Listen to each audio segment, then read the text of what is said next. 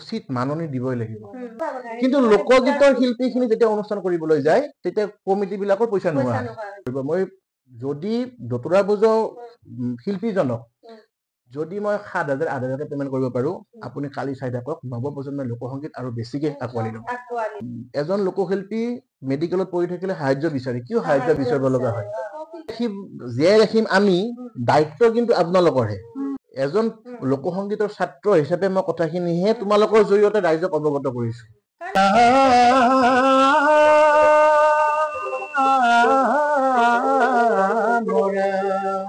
যুৱ প্ৰজন্মই যদিও লোকসংগীতটো আকোৱালি লৈছে কৰবাত এটা কিবা এটা নিমিলা যেন আমাৰো অনুভৱ হয় কৰবাত কিবা এটা কমি আছে মই তেওঁলোকক ক'লো যে যদি মোক আপোনালোকে এডিশ্যনটো দিয়ে তেতিয়াহ'লে মই গুৱাহাটী বিশ্ববিদ্যালয় আন্তঃ মহাবিদ্যালয় যুৱ মহোৎসৱত মই স্বৰ্ণ পদক আনিম বুলি মই এটা চেলেঞ্জ বিশ্ববিদ্যালয় যুৱ মহোৎসৱত মই স্বৰ্ণ পদক আনিলো থলো তাৰ পিছত মই বিশ্ববিদ্যালয়ৰ গোটেই কৰ্তৃপক্ষই মোক লৈ এটা হেৰি কৰিল যে ৰাষ্ট্ৰীয় আৰু আন্তঃৰাষ্ট্ৰীয় যুৱ মহোৎসৱত গুৱাহাটী বিশ্ববিদ্যালয়ৰ যিটো দল সেই দলটো প্ৰতিনিধিত্ব কৰি তেওঁলোকে মোক বিবৰণ কলেজৰ পৰা লৈ গ'ল তো মোৰ হোষ্টেল যিখন আছিল 88 হোষ্টেল 88 ৰূপকৰ জ্যোতিপ্ৰসাদ আগৰৱালা অসম মাহিৰ 8 নং ছাত্ৰাবাস অসমীয়াত যিটো নামটো ক্লাছ কৰি অহাৰ পিছত মই কেণ্টিনত মানে মেঘালী যিখন ৰেষ্টুৰেণ্ট আছে মেঘালী বুলি ক'লে গুৱাহাটী বিশ্ববিদ্যালয় সৰ্বজন বিদিত চবেই জানে মেঘালীত মোক হোষ্টেলৰ ল'ৰা ছোৱালীবিলাক আহি মই তামোল পাণ দি মোক কৈছে যে আপুনি প্ৰভু আমাৰ বিশ্ববিদ্যালয়ৰ হোষ্টেললৈকে এবাৰ হ'লেও যাওক মোক মানে তেওঁলোকে মোক নেগলেক্ট কৰে যেন লাগিল আপুনি শ্ৰদ্ধা উমাকান্ত বৈৰাগীদেৱৰ সান্নিধ্য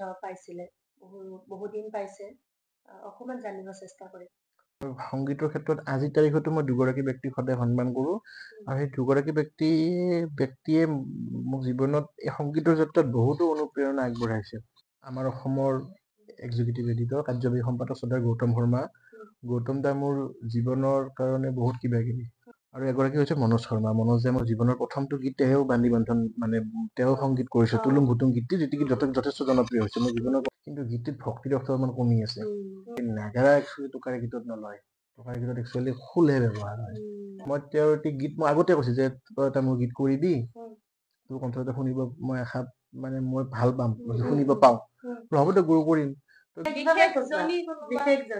বিশ্ববিদ্যালয়ত পঢ়ি থকা ল'ৰা পঢ়ি আছিলো বিপুৰা কলেজত পঢ়িছিলো গতিকে যদি বিশ্ববিদ্যালয় বিপুৰা কলেজত থাকি যদি প্ৰেমে নকৰো কিয় জীয়াই থাকিম সি লগত জড়িত তুমি পইণ্টটো ধৰি দিছ খাট্টা এইটো কহিয়া এই যে দুইফালে হেৰি বাৰটাকাৰী কি কৈ লিখিত নাজনো নহয়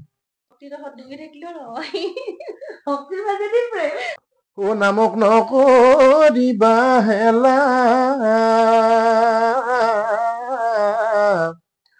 ওহি হৰি নামে সংসাৰ তাৰিব মৰণ সংকট বেলা ও ভাই নামক নকৰিবা হেলা এ হৰিয়ে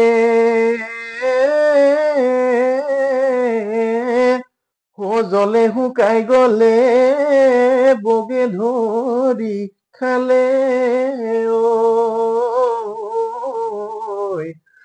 অলপ পানীৰে মাছ ও হৰি নাম লবলৈ হেলা নকৰিবি ও হৰি নাম লবলৈ হেলা নকৰিবি ও কালে ধৰি আছে পাছ ভাই নামক নকৰিবা হেলা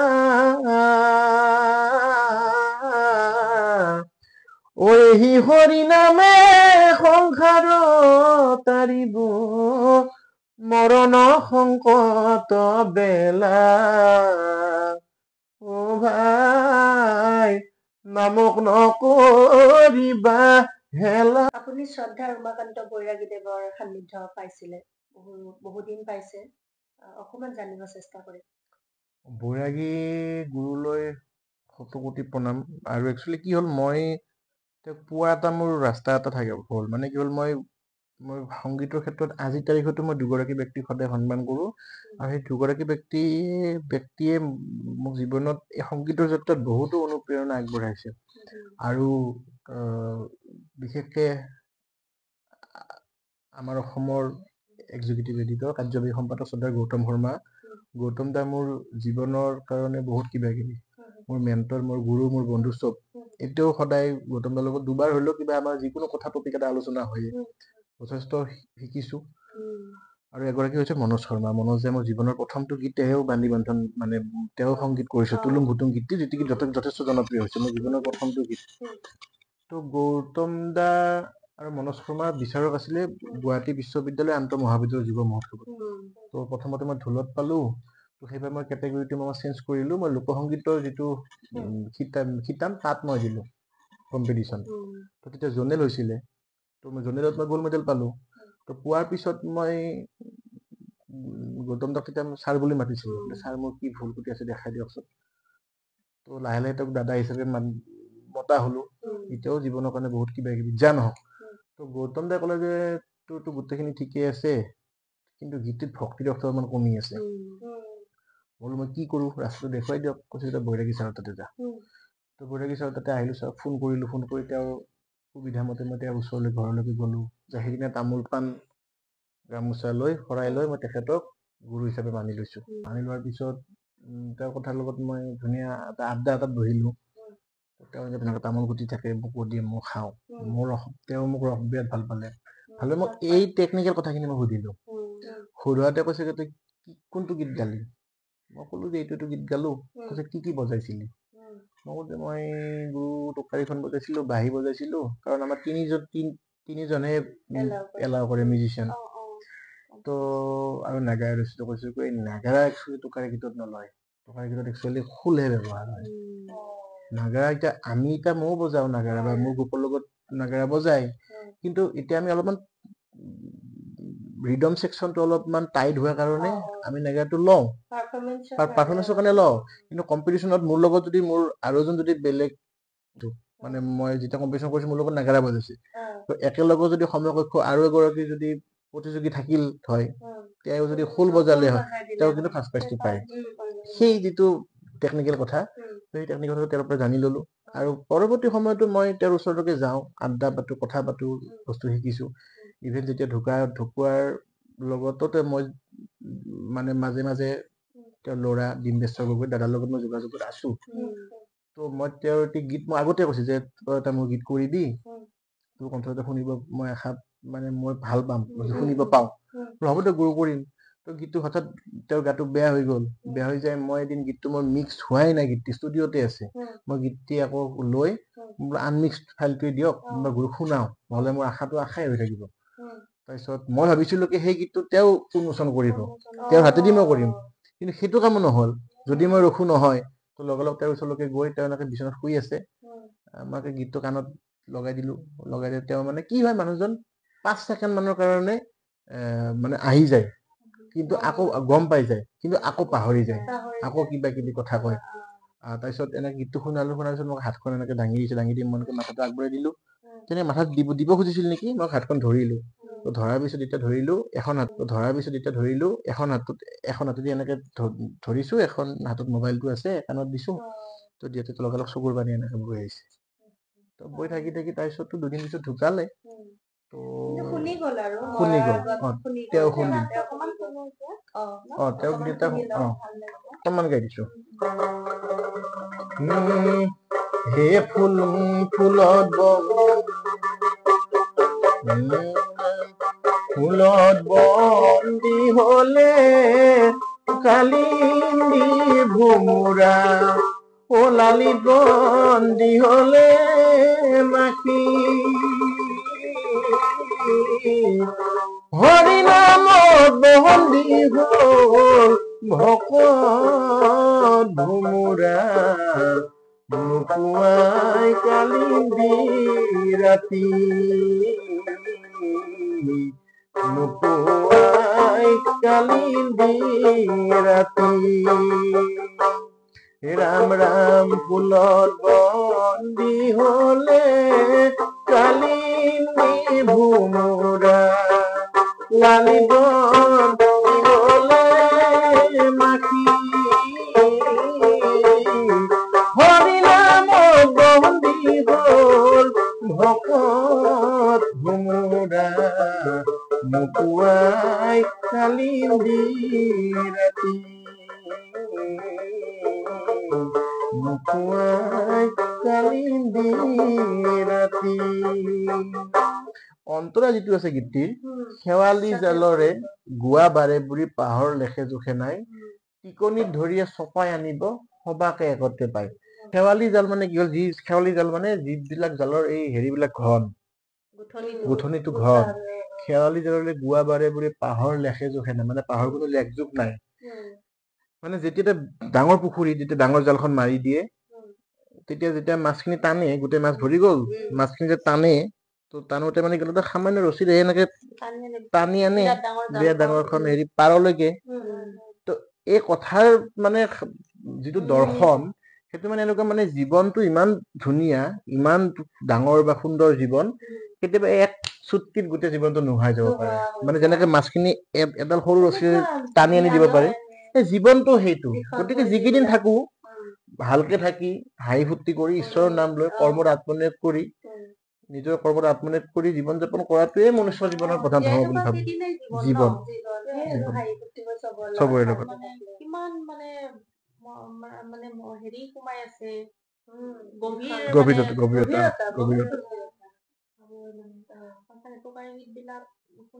এনেও লোকসংগীত আমি ভালে পাওঁ, কিন্তু দেহ বিচাৰটো ডিফাৰেঞ্চ আছে নহয়, দেহ বিচাৰ গীত কি হয়, চবৰে দেহ, এতিয়া কামৰূপী লোকগীতৰো দেহ বিচাৰ আছে, গোৱালপাৰী লোকগীতো দেহ বিচাৰ আছে। অ জীবন ৰে জীবন সাৰিয়া না যাইস মোকে, তুই জীবন সাৰিয়া গেলে আদৰ কৰকে চাই জীবন। দেৱদত্ত। ঠিক একেদৰে এটা জনপ্ৰিয় গীত, ও পক্ষী ৰৈ আজাৰে, ও পক্ষী ৰৈ আজাৰে, ও পক্ষী ৰৈ আজাৰে, পক্ষী ৰৈ আজাৰে, আমাৰ চিতেৰ কথা কৈ আজাৰে পক্ষী। আমাৰ চিত মানে কি, মন। যেতিয়া জীৱটো উৰি যায়, সেই মনটো, যে আত্মা পৰমাত্মাৰ যিটো মিলন, সেই মনটো শীতেলি পৰ্বতৰ মাজে, অ মোৰ পক্ষীৰাজৰ বাহাৰো, ডাল ডোল ভাঙি গেল মোৰ বৃক্ষ ৰৈ আশা, পক্ষী ৰৈ আজাৰে, ও পক্ষী ৰৈ আজাৰে, পক্ষী ৰৈ আজাৰে, আমাৰ চিতেৰ কথা কৈ আজাৰে, পক্ষী ৰৈ আজাৰে। এইটো লাগিব এইখন সংসাৰৰ পৰা। দেৱদত্ত। একচুৱেলি এই বিশেষকে লোকসংগীতৰ যিটো দৰ্শন, মানে এইটো ফিলচফি অফ এ লাইফ, জীৱন দৰ্শন যিটো, প্ৰায়বিলাকৰে একেই। এতিয়া চাব, এটা লোকগীত, ও নামক নকৰিবা হেলা, এইটো মই গীতটো বাণী ব্যৱহাৰ কৰিছিলো, ও এই হৰি নামে সংসাৰ তাৰিব, মৰণ সংকট বেলা। এইটো হৈছে কামৰূপী লোকগীতৰ শৈলী।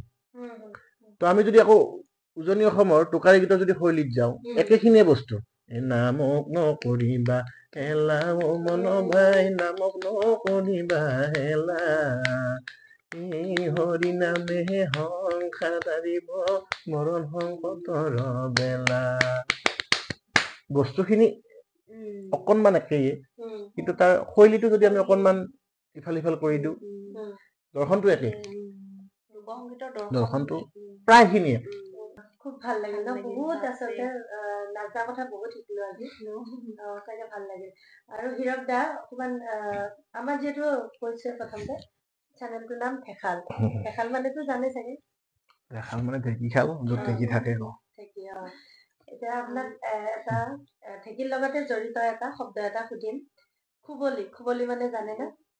খুবলি মানে জানিছিলো ৰবা। পখলি।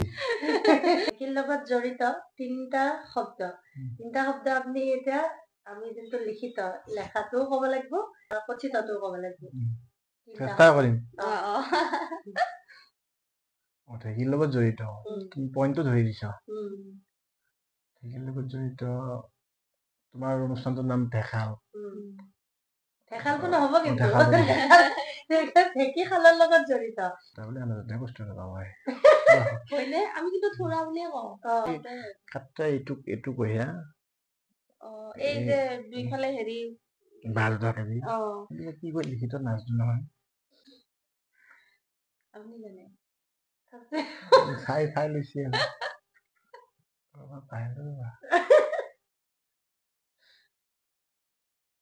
এই যে লাৰি দিয়ে যে বাৰীডালে যে সেইডালক কি বুলি হেৰি কয় বিলাক, নিজে মানে বেজি, ঢেঁকীটো দি দি যে এই পুখুৰীটোত যে হেৰি পুখুৰীটোত কৰি সেই দিয়ে খেপ আহি আহি আমি শেষ পৰ্যায়ত উপনীত হৈছো খুব ভাল লাগিল যিখিনি সময় আমি হীৰকৰ লগত কটালো আশা কৰো আপোনালোকেও ভাল পাইছিল কিন্তু এটা কথা জানিব মন যায় ৰাইজ মানে যিহেতু ডেকা ল'ৰা আৰু এনেও শিল্পীসকল বোলে খুব বেছি প্ৰেমিক বুলি কয় হীৰকৰ জীৱনত প্ৰেম আছে নে নাই জানিব প্ৰেম বুলি ক'লে কি একচুৱেলি তুমি বুজা বা কেনেকে তুমি এইটো সংজ্ঞাটো কি মানে প্ৰেমৰ? ডেফিনেশ্যনটো কি আপোনাৰ মতে কি? প্ৰেম স্বৰ্গীয় অনুভূতি। উম, গতিকে প্ৰেমে যদি নহয় জীৱনটো জীয়াই কিয় আছো। উম, মা দেউতাৰ লগতো প্ৰেম হ'ব পাৰে, মোৰ এই ইনষ্ট্ৰুমেণ্টৰ লগতো প্ৰেম হ'ব পাৰে, উম। বা সংগীতৰ লগতো প্ৰেম হ'ব পাৰে। বিশেষভাৱে বিশেষজনী কোনোবা বিশেষজনী বিশ্ববিদ্যালয়ত পঢ়ি থকা ল'ৰা, উম, পঢ়ি আছিলো, উম, বিবৰুৱা কলেজত পঢ়িছিলো। উম। গতিকে যদি বিশ্ববিদ্যালয় বিবৰুৱা কলেজত থাকি যদি প্ৰেমে নকৰো নহয়। কিয় জীয়াই থাকিম। গতিকে বঢ়িয়া, প্ৰেম খুব ভাল হোৱাটো লাগিল। স্বাভাৱিক। অ, প্ৰেমতো আছিল আৰু এইবিলাক পাষ্ট ইজ পাষ্ট। আছিল, এতিয়া আছে নাই? অতীতটো অতীত। এতিয়াতো সময়ত গম পাব, এইটো নকওঁ হয় তেনেকে। নেকি? থাকিলেও থাকে। ঠিক আছে বাৰু সেইটো আছে আৰু ন? সেইটো নকওঁ আৰু এইটো আহিয়ে চব আমি কথা লাগিল। শুভেচ্ছা প্ৰেম সফল হওক সেইটো বেলেগ আৰু সেইটোৱে। খুব ভাল লাগিল তেখেতৰ অভিজ্ঞতাখিনি আপোনালোক আমাৰ আগত ব্যক্ত কৰিলে আৰু আমি বহুত নাজনা কথা শিকিব পাৰিলো বহুত আজি শিকলো, সঁচাকে। আশা কৰো আপোনালোকে বহুতখিনি কথা শিকিব পাৰিব এই ভিডিঅ'টোৰ জৰিয়তে লোক সংস্কৃতিৰ ওপৰত বিভিন্ন কথা গতিকে ঢেকালৰ মজাৰ পৰা আজি বিদায় লওঁ ধন্যবাদ। ধন্যবাদ।